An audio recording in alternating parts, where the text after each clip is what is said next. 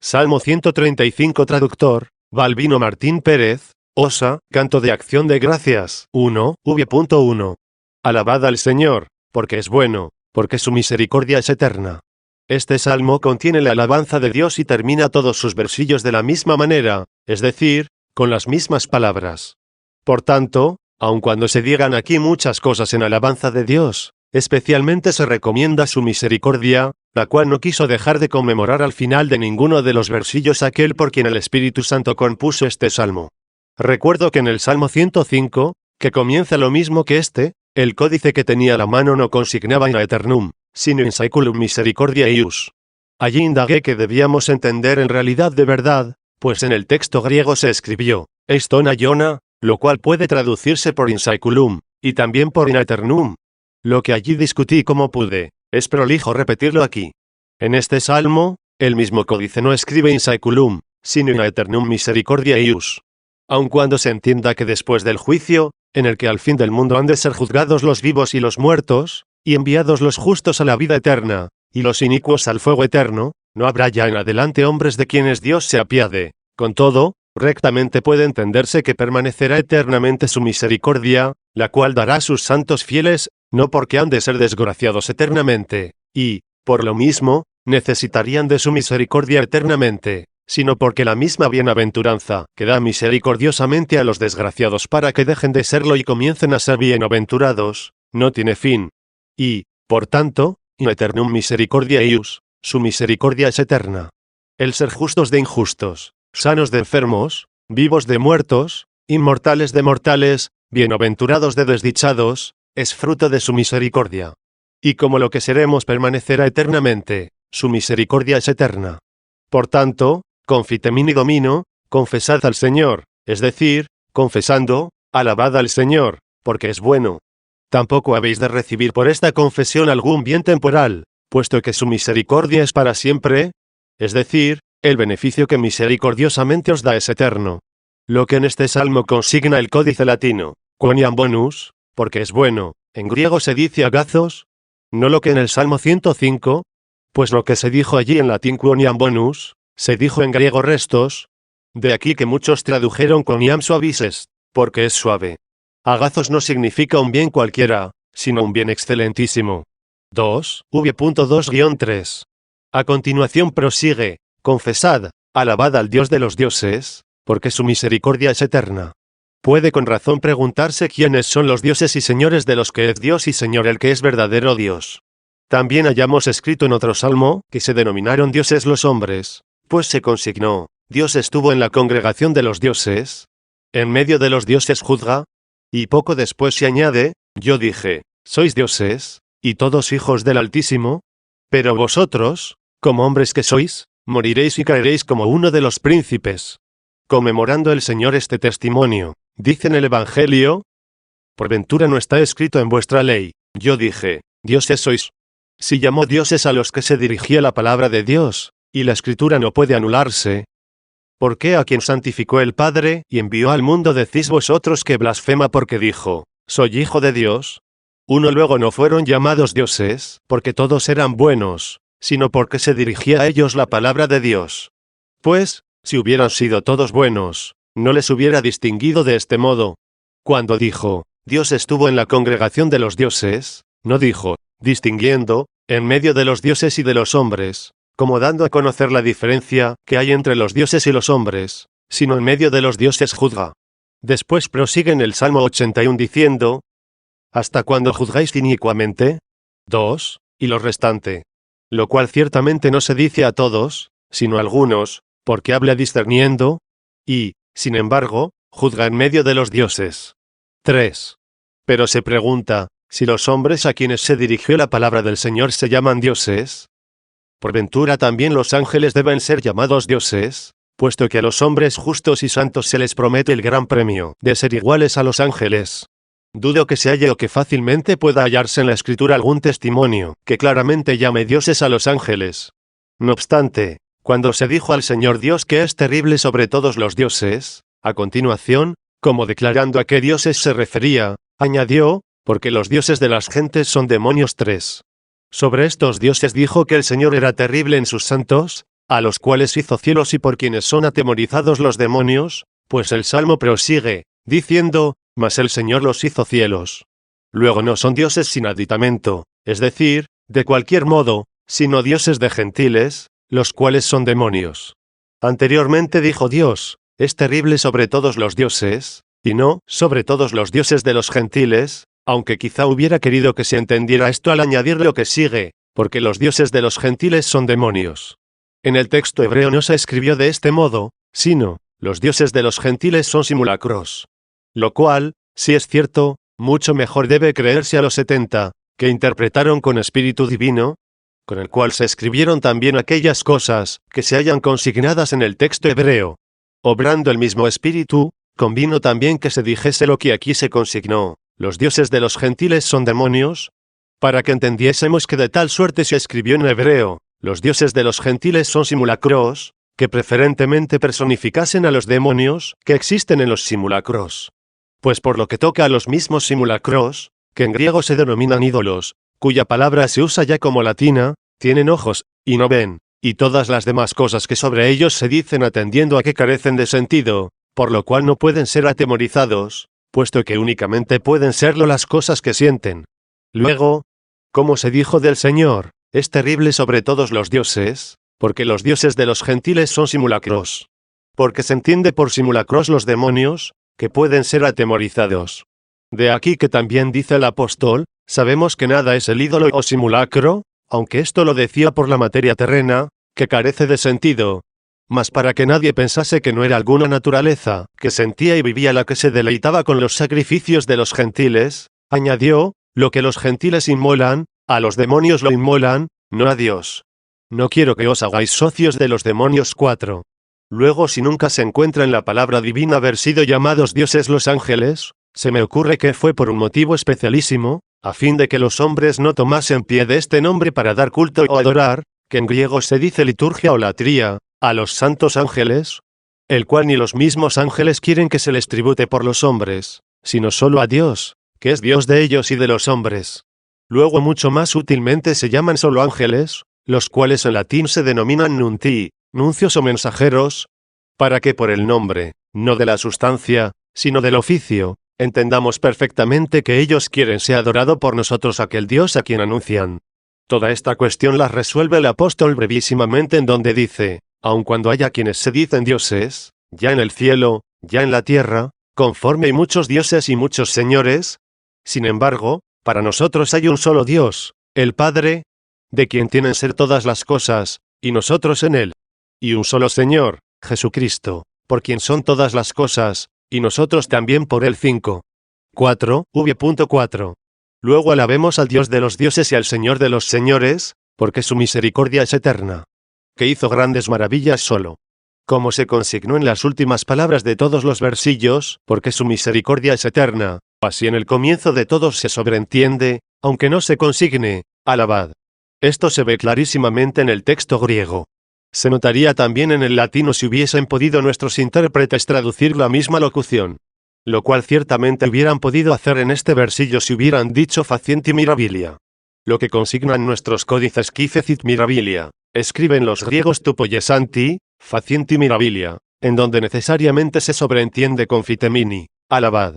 Ojalá hubieran traducido así, o a lo menos hubieran añadido el pronombre ei, de suerte que dijesen, qui facit, velei qui fecit, velei qui firmavit, al que hace, o al que hizo, o al que estableció, porque de este modo fácilmente se comprendería que debía sobreentenderse confitemini, alabad. Pero estando como está escrito, de tal modo se halla oscuro, que quien no puede ver o descuide cotejar el códice griego, podrá pensar que lo consignado, que hizo los cielos, que afianzó la tierra, que hizo los luminares, porque su misericordia es eterna, se dijo como si hubiera hecho estas cosas, porque su misericordia es eterna. Siendo así que a su misericordia pertenecen aquellos a los cuales libra de la miseria, y, por tanto, no es propio de su misericordia hacer el cielo, y la tierra, y los luminares, pues esto pertenece a la bondad de aquel que creó todas las cosas sobremanera buenas. 6. Creó todas las cosas para que existiesen. 7. Pero ejerció la misericordia para limpiarnos del pecado, y para librarnos eternamente de la miseria. Luego así nos habla el Salmo, alabad al Dios de los dioses, alabad al Señor de los señores, alabad al que hace grandes maravillas solo, alabad al que hizo los cielos en entendimiento, alabad al que afianzó la tierra sobre las aguas, alabad al que hizo los grandes luminares solo. La razón de por qué alabamos la pone al final de cada versillo, diciendo, porque su misericordia es eterna. 5, v.5-10. Pero, ¿qué significa que hizo grandes maravillas solo? ¿Acaso, dice esto, porque hizo muchas maravillas por los ángeles, y también por los hombres?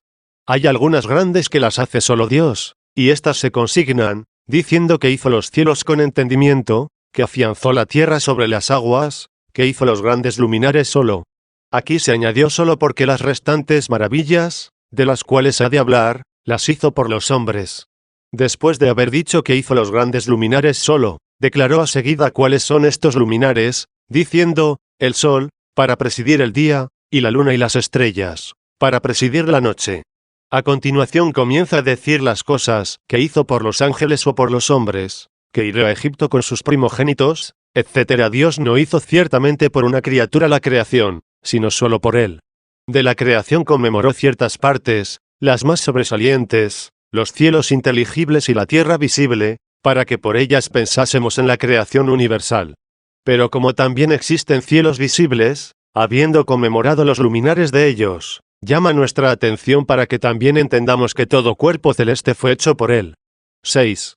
Atendiendo a lo que dice, que hizo los cielos, in intellectu, con entendimiento, o como otros tradujeron, in intelligentia, con inteligencia, puede preguntarse si quiso designar por esta manera de hablar los cielos inteligibles o si hizo estos cielos en su entendimiento o en su inteligencia, es decir, en su sabiduría, conforme se escribió en otro lugar, hiciste todas las cosas en sabiduría 8, insinuando de este modo al verbo unigénito.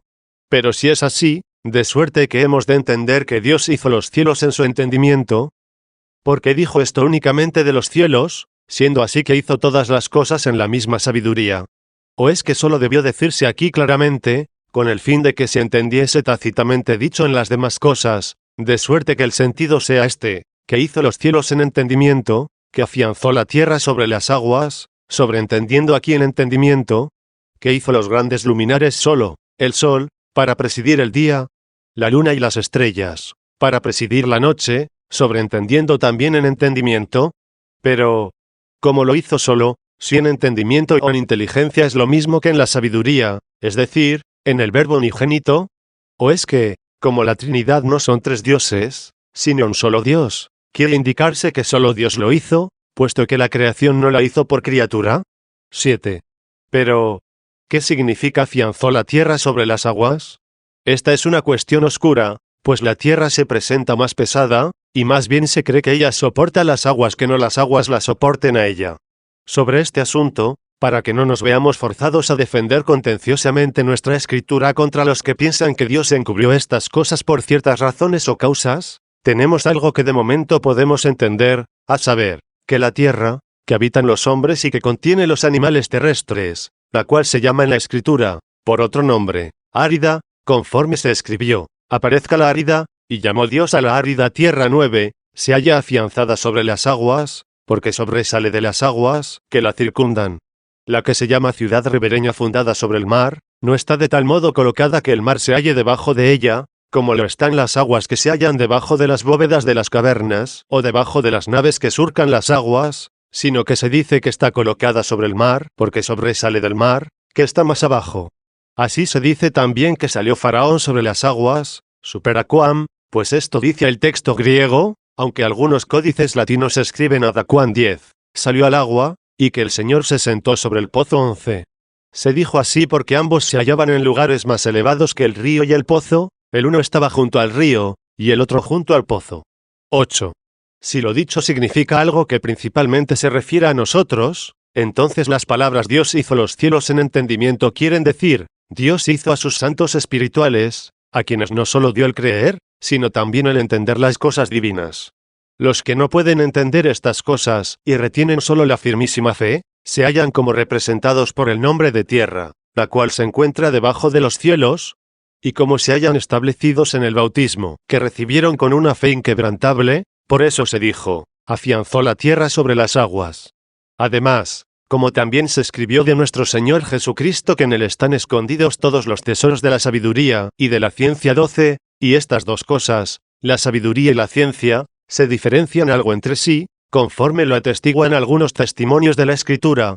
Pues principalmente, hablando el santo Job, en donde en cierto modo se definen cada una de ellas, dijo al hombre, ve que la piedad es sabiduría, y abstenerse del mal es ciencia 13. No sin razón entendemos que la sabiduría se halla en el conocimiento y en el amor de lo que siempre es e inmutablemente permanece, lo cual es Dios. Además tenemos que tener en cuenta que lo que dice Job, ve que la piedad es sabiduría, se dijo en griego theosobeia, que, expresado todo ello en latín, puede decirse cultus Dei, culto de Dios. Lo que dijo que era ciencia, a saber, abstenerse del mal. ¿Qué otra cosa es sino obrar cauta y prudentemente 14, como en la noche de este mundo, en medio de una generación aviesa y extraviada, de suerte que, absteniéndose cada uno de la iniquidad, no se confunda con las tinieblas, estando separado por la luz del don particular? Queriendo el apóstol declarar en cierto lugar la concordia que hay en los hombres en la variedad de las gracias de Dios, colocó en primer lugar a estas dos, diciendo, a uno se da por el Espíritu habla de sabiduría, y pienso que esto es el sol, para presidir el día. A otro habla de ciencia, según el mismo Espíritu, y esto es la luna. También creo que en cierto modo conmemoró las estrellas en lo que se dice, a otros, fe en el mismo Espíritu, a otros, gracia de curaciones en un solo Espíritu, a otros, obras de milagros, a otros, profecía, a otros, discernimiento de espíritus, a otros, diversidad de lenguas, a otros, interpretación de hablas 15. Ninguna de estas cosas hay en la noche de este mundo que no sean necesarias, la cual, una vez que haya pasado, ya no serán necesarias. Por eso se dijo para presidir la noche. Dijo in potestatem diei vel noctis, en poder del día o de la noche, para que tuviesen poder de lucir durante el día o durante la noche. Si esto se entiende de los dones espirituales, ha de entenderse así, que les dio poder de hacerse hijos de Dios 16. Que iré a Egipto con sus primogénitos quiere decir que iré al mundo con aquellas cosas que se reputan por principales en el mundo. 9. V.11-26. Que sacó a Israel de en medio de ellos. Sacó también a sus santos y a sus fieles de en medio de los malos. Con mano poderosa y brazo excelso. ¿Qué cosa más poderosa y que más excelsa que aquello de lo cual se dijo? ¿A quién se manifestó el brazo, el poder, del Señor? 17. Que dividió el mar rojo en partes. Dividió de suerte que uno y el mismo bautismo para unos les sirve de vida, y para otros de muerte. Y sacó a través de él a Israel. Sacó innovado a su pueblo por el lavatorio de la regeneración. Y arrojó a Faraón y a su ejército en el mar rojo. Repentinamente destruyó también el pecado de los suyos y su reato por el bautismo, que condujo a su pueblo a través del desierto.